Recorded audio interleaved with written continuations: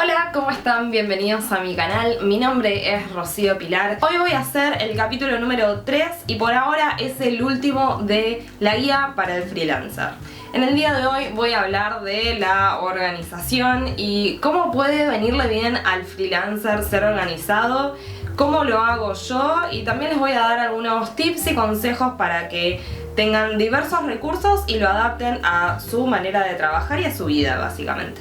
Primero lo que voy a hacer es como dar un resumen de cómo es la vida de un freelancer. Son como muchas verdades juntas que no son ni positivas ni negativas. Obviamente que eso va a depender de cómo nos manejemos nosotros y qué hagamos con esas verdades. Cuando uno es freelancer no tiene un jefe que le diga qué hacer ni cómo hacerlo. Ni tampoco tiene asignado un solo trabajo para hacer, como ser, por ejemplo, recepcionista en una empresa. Tampoco hay días ni horarios fijos en los cuales uno tenga que ir a trabajar. Ergo, tampoco hay una remuneración fija con la cual uno pueda contar todas las semanas o todos los meses. Todo lo que acabo de mencionar implica que uno es el responsable de hacer todo lo que acabo de mencionar. Uno es responsable de la calidad de sus trabajos al seguir instruyéndose día a día para seguir mejorando. Uno es el responsable de los tiempos de entrega al tener en claro cuánto trabajo puede manejar para no fallarle a sus clientes ni a uno mismo y dejar de lado sus proyectos personales. Uno es responsable de ser todas las áreas que encontraría en una empresa: jefe, marketing, recursos humanos, ventas, atención al cliente, recepcionista. Y finalmente uno es responsable de sus finanzas, ahorros e inversiones. Como podrán ver, ser freelancer no es fácil. Lo que sí es fácil es abrumarse al día a día cuando todo esto se empieza a acumular y uno no sabe cómo manejarlo y termina haciendo malabares con todas estas cosas, sintiendo que en cualquier momento se le va a caer una naranja en la cara. Es por esto que ser lo más organizado posible dentro del esquema de la vida de cada uno viene muy bien para la vida del freelancer. Ser organizado implica que vos conocés tus tiempos, que tenés conciencia de él y que entonces podés decidir hacer con él lo que quieras. Podés decidir irte a dormir, podés decidir trabajar, podés decidir irte al cine, podés decidir hacer lo que quieras porque vos tenés conciencia de tus tiempos, tus horarios y las cosas que tenés que hacer. Así que justamente para ir organizados voy a ir por partes. Hablemos de rutinas.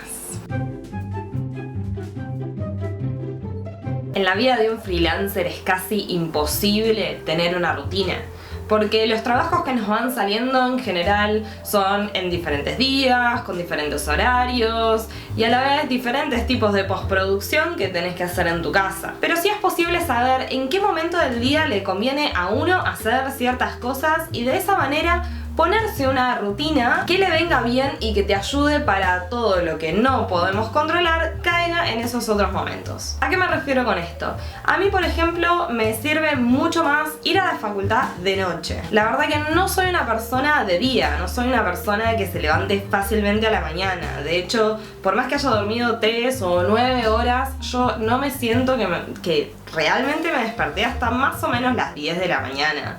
Y la verdad que ya es re tarde para ese momento. Entonces, al ir siempre a la facultad de noche, para mí esa es una rutina. Y me deja todo el resto del día para editar, responder mails, hacer trámites. Es importante ser organizado y relativamente rutinario con las cosas que uno sí puede controlar. Yo no sé cuándo me va a caer un trabajo y ese trabajo no sé en qué horario va a ser tampoco. Esas cosas no las puedo controlar. Entonces, si todo lo otro que depende de mí sí lo hago, buenísimo. Tiempos de entrega.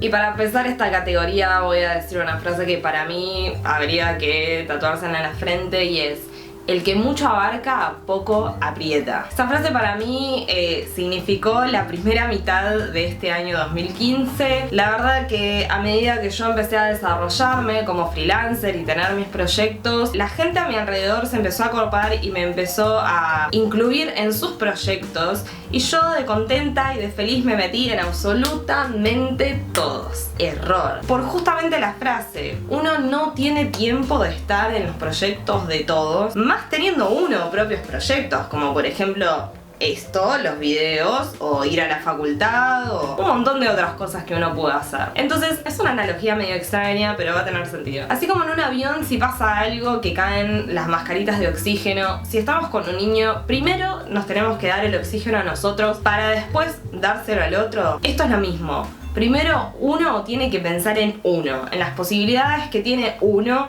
más allá de las ganas que tiene de hacer algo. Yo creo que hay que mezclar un poquito de ambas cosas y no regirse solamente por las ganas, sino también por las posibilidades reales. Entonces, cuando a uno le traen un proyecto que le interesa, lo que debería preguntarse es: primero, ¿cuánto tiempo puedo dedicarle a esto de manera diaria o semanal? ¿Puedo dedicarle 2 horas por día? 2 horas por semana? Es mucha la diferencia que hay. ¿Cuánto de mi tiempo puedo dedicarle en el tiempo? O sea, yo con este proyecto puedo estar desarrollándolo una semana, un mes, un año, porque eso también hace una gran diferencia. Entonces, primero, antes de pensar en el otro y en el proyecto y en lo que tiene ganas de hacer, es muy importante que uno piense en uno. Y una vez que tenga desentrañadas todas estas cosas, que se las comuniques a la otra persona. De esta manera van a estar ambas partes paradas en el mismo lugar, en la misma página, y ninguna de las dos personas se va a llevar malas sorpresas o va a estar fallándole al otro si no llega con las entregas o con las cosas que dependen de uno. Entonces, sean sinceros con ustedes mismos antes de agarrar cualquier proyecto o trabajo. El que avisa no traiciona. ¿Cómo trabajar?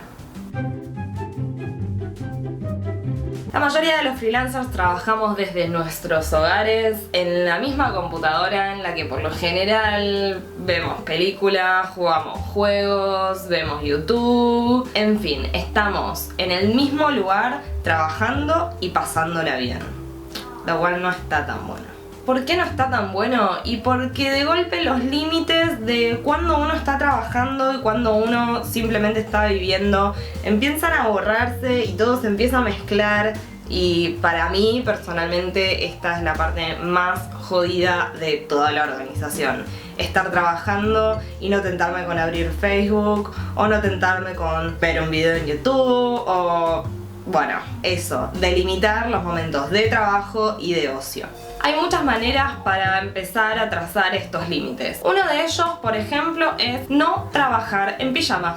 Es tan simple como eso. Porque la verdad que es re tentador. Uno se levanta, desayuna y dice: ¿para qué me voy a cambiar si estoy acá en mi casa trabajando? Ya fue, trabajo en pijama. Lo que yo te recomiendo es levantarte, desayuná, bañate, si sos de los que se bañan a la mañana, y cámbiate. Ponete ropa que implique que ya fue la cama, ya dejaste de dormir, ya te pones en tu modo de trabajo. Otra manera de poder trazar este límite entre trabajo y ocio es poner un espacio en tu casa en el cual lo único que hagas es trabajar. Esto obviamente depende si tenés el espacio, pero si en toda tu casa o departamento tenés una habitación pequeña que puedas designarla como oficina, está buenísimo porque sabes que en el momento en que entras, ese es tu momento de trabajo, y cuando te vas de ese espacio ya está. Empieza tu vida, empieza el ocio y empiezan todas esas otras cosas que tenés y querés hacer. Si no tenés un espacio en tu casa, también podés irte a un café que tenga o no wifi. A veces no tener internet es algo muy útil, porque también de esta manera salís, respirás un poco, no sentís que estás encerrado en tu casa en todo el día, y a la vez tenés muchas menos distracciones. Y finalmente está bueno, así como en un trabajo estándar, ponerse un pseudo horario de trabajo y a la vez ponerse breaks o recesos para no quemarte la cabeza, básicamente. Porque si estás editando 8 horas seguidas, por más que te encante, los ojos después te van a llorar, porque me pasa todos los días. Y porque también va a llegar un punto que te va a desgastar, o sea,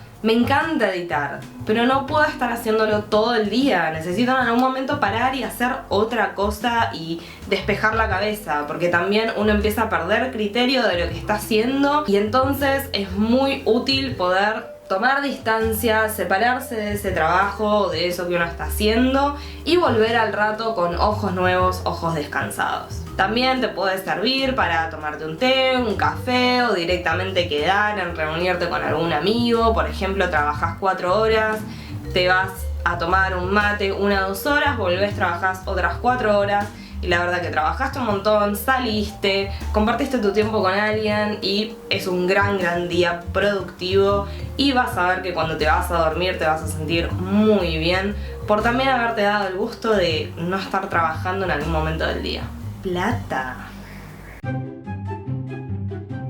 Esto también va a depender de cada uno, pero así como les decía al principio de este video, como no tenemos horarios fijos ni días fijos, tampoco tenemos ingreso fijo. A menos que des talleres o workshops o tengas algo que pueda perdurar en el tiempo de manera rutinaria o fija. Por ende es muy importante tener una idea de cuánto uno está ganando, cuáles son los gastos fijos, cuáles son los ingresos que uno tiene que hacer, porque la verdad es que trabajamos con objetos y de vez en cuando esos objetos hay que cambiarlos, hay que reemplazarlos, ya sea porque quedaron viejos, porque se rompieron o simplemente porque nuestro trabajo nos pide que tengamos mejores herramientas. Todo esto te va a servir obviamente para que no tengas deudas. ¿Cómo me organizo yo? Bueno, en principio tengo un calendario de Excel que me hice ya hace 2 años más o menos, que la verdad me fue tan útil que no me lo imaginaba.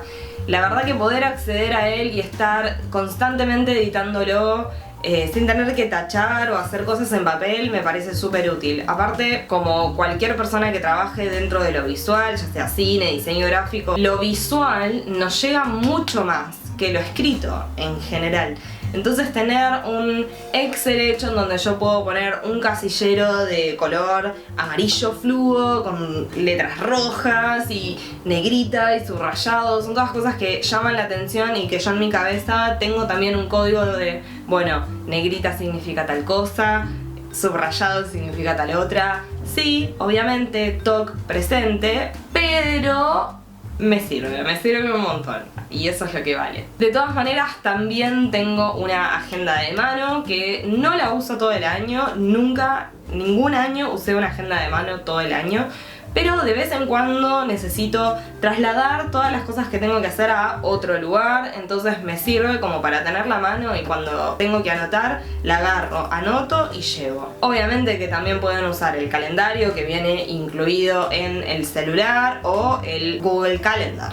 Otros recursos que también sirven para organizarse son los post-its, que también como vienen de diferentes colores, uno puede hacerse algún código de color en donde amarillo signifique algo, rosa significa otra cosa. Las alarmas del celular vienen muy bien porque, no sé ustedes, pero yo me redivierto haciendo lo que hago y por momentos se me va el tiempo y no me doy cuenta. Estoy 2 o 3 horas editando o justamente instruyéndome en cómo puedo mejorar la edición, viendo videos y tutoriales y no me doy cuenta que hace 3 horas que estoy haciéndolo. Entonces ponerse una alarma para uno parar y darse cuenta que tiene que ponerse a hacer otra cosa también viene muy bien. Bueno, y obviamente también hay otros recursos como listas, como si fuera una lista de supermercado, pero con cosas para hacer, tener un pizarrón, hay un montón de maneras de ser organizado y no importa cuál elijas, de seguro que te va a servir. Obviamente, capaz muchas de las que mencioné te coparon, pero no vas a poder incluirlas todas de una, menos si no estás acostumbrado. Como he mencionado en otros videos, mi año pasado fue un horror porque intenté hacer todo junto y la verdad que no funciona. Entonces, otra recomendación que te voy a dar es que vayas eligiendo de a una manera. Por ejemplo, este mes voy a llevar un calendario. Entonces durante todo un mes empezar a escribir, acordarte que está ahí, acordarte de llevarlo a todos lados. Y de esa manera probás a ver si lo que vos pensabas que te iba a servir realmente te sirve y si te viene bien mantenerlo en el tiempo. Y así todos los meses vas ingresando diferentes maneras de organizarte y vas viendo cuál te sirvió más y cuál te sirvió menos. Así que bueno, eso es todo por este video. Espero que les haya gustado. A mí la verdad que me pareció súper necesario terminar esta guía para el freelancer con la organización. Es algo que miro para atrás y no me imaginé que iba a estar haciendo nunca porque yo definitivamente no era una persona organizada en mi vida, así que me parece también un poco irónico estar hablando de la organización. Pero bueno, así es la vida, uno tiene que ir evolucionando a medida que la vida también va evolucionando. Si les quedó alguna duda, recuerden que está el hashtag RopiOptura, ahí me pueden hacer la pregunta que quieran, ya sea sobre la guía para el freelancer, sobre fotografía, cine, lo que quieran me lo pueden preguntar ahí y yo con muchísimo gusto voy a responderles. También tienen la caja de comentarios acá abajo, así que bueno, espero nuevamente que les haya gustado. Si les gustó, me regalan un like, porfa, así yo sé que les gustó y me pongo súper feliz. El próximo video, como siempre, va a ser una entrevista, va a ser un fotógrafo o fotógrafa, va a quedar ahí medio pendiente, pero tengo 2 fotógrafos más para presentarles, así que bueno, nos estamos viendo en el próximo video. Espero que la hayan pasado bien. Les mando un beso muy grande y gracias por estar ahí. ¡Chao! Hoy tengo a tremendo fotógrafo para presentarles. Él se llama Ariel Jacobsen, para que después lo puedan buscar. Tiene 30 años. Y en la fotografía empecé de una forma bastante natural, digamos, en la familia. En el blog voy a ir a la exposición Play the Game, que son los últimos 40 años en la industria de los videojuegos.